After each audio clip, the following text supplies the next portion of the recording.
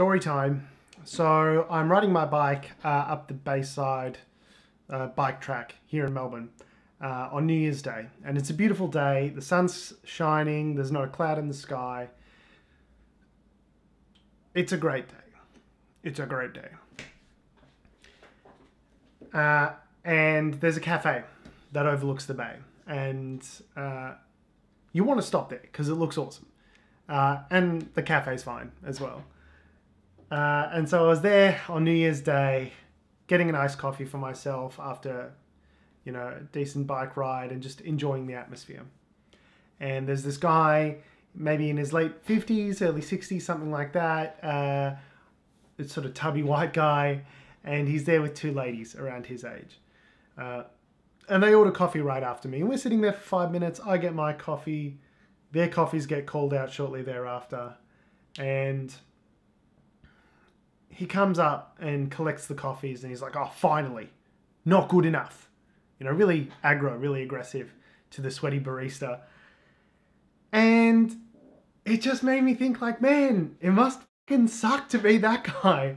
Like, imagine, rather than being grateful that these people on New Year's Day, when a lot of other stuff is closed, when a lot of people are, you know, tired or hungover or have got the day off, these people who are earning minimum wage decided to get up and go to work and serve you coffee and stare across at a beach that they'd much rather be swimming in. And they're there to work and they're there to make your life a little bit better and a little bit easier.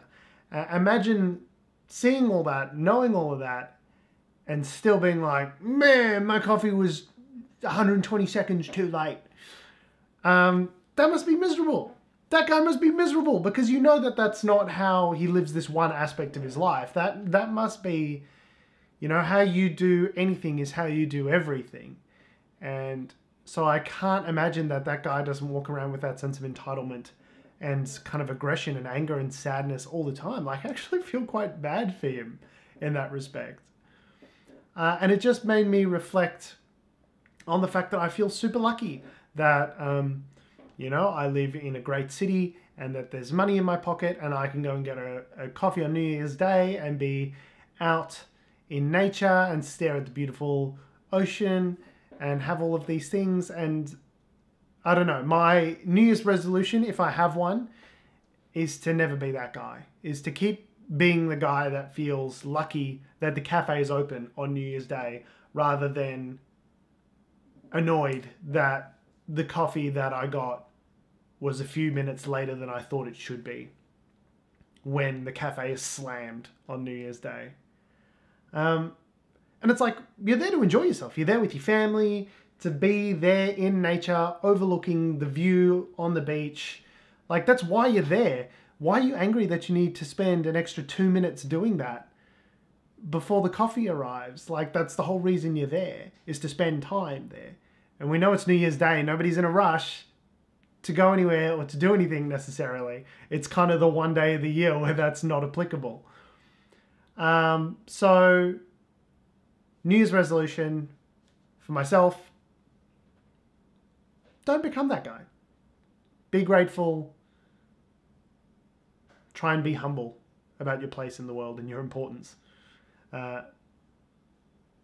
So I'd love to know what some of your New Year's resolutions are that you will or maybe won't be doing in the space of 6 to 8 weeks. If you'd love to leave them in the comments down below, that'd be cool. And see what everyone else is doing. And I can't ever ask you to like and subscribe. I would never do that to you guys. So thanks for watching, guys. We'll see you in the next one.